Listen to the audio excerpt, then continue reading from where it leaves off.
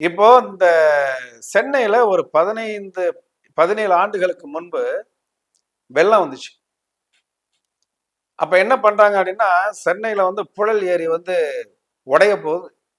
சென்னையே முழுக போகுதுன்ற ஒரு பயங்கரமான ஒரு இக்கட்டான சூழ்நிலை. பஸ் ஓடல. ஒரு 7 நாள் பஸ் ஓடல.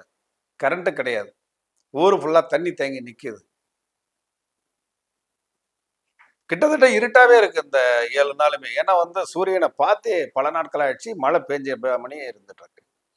அப்ப மகன் பரஞ்சோதி பாபாவை பார்க்கறதுக்காக நான் போயிட்டு உட்கார்ந்துட்டு இருக்கேன். அப்ப அவருடைய உதவியாளர் வந்து வெளியில, அதான் உதவியாளர்னா சேவை செய்யக்கூடியவர்கள் எங்களை மாதிரி உள்ளது. அவரு எங்க அப்படின்னு என்கிட்ட கேட்கிறார். அவன் எங்க அப்படின்னு கேட்டாரு. வெளியில இருக்கிறார். கூப்பிடு அப்படி கூப்பிடுங்கிறத இப்படியும் பாரு சைகை தான். நான் உடனே அவரை போயிட்டு கூட்டிட்டு வந்து ஐயா கூப்பிடுறாங்க அப்படின்னு சொன்னேன். அங்க என்னடா பண்ற அப்படின்னு கேட்டார். ஐயா நாங்க என்ன பண்றது இருக்கட்டும், நீங்க என்ன பண்றீங்க அப்படின்னு கேட்கிறாரு. இவர் உரிமையோடு பேசலாம். நம் மனதில் கள்ளங்கபடம் இல்லைன்னா, அப்படி கள்ளங்கபடம் இல்லைன்னா மட்டும்தான் கிட்ட சேர்ப்பாங்க. இப்ப நீங்க என்ன பண்ணீங்க? ஏய் நான் என்ன பண்ணது?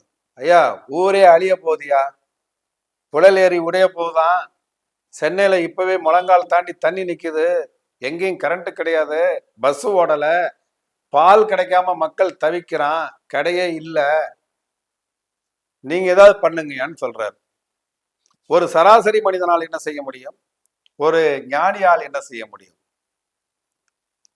அப்ப அவர் என்ன பண்றாரு? அவர் ஒரு மரக்கட்டில் சேர்ல தான் உட்கார்ந்து இருப்பார். அவருக்கு பக்கத்திலேயே வந்து வாசல் படி. ஓ அப்படின்னு சொல்லிட்டு திங்க் பண்ணவரு ஒரே ஒரு நிமிடம் தன்னுடைய கையை அப்படியே வெளியில ஊன்றார்.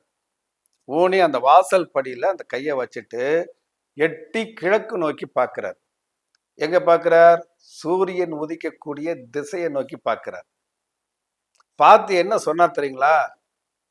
என்னடா கண்ணா முடிச்சு விளையாண்டுட்டு இருக்க, மக்கள்லாம் தவிக்கிறான், ஓடி ஓடி போய் ஒளிரியா, வாடா வெளியில அப்படின்ற ஒரு வார்த்தையை சொல்லிட்டு அவர் பாட்டில் இப்படி உட்கார்ந்துட்டார். கடவுள் சத்தியமாக இதை பார்ப்பவர்கள் நம்பினால் நம்பட்டும், இது நான் நேரடியாக பார்த்த உண்மை. அடுத்த 2 செகண்ட்ல சூரியன் வெளியில வந்தார். அடுத்த 2 செகண்ட்ல சூரியன் வெளியில வர்றார். ஒரு ஞானியால் எந்த கிரகத்தையும் தன்னுடைய கண்ட்ரோலுக்கு கொண்டு வர முடியுன்றத நேருக்கு நேரம் அங்க நான் உள்பட அங்கிருந்த அத்தனை பேரும் உணர்ந்தார்கள்.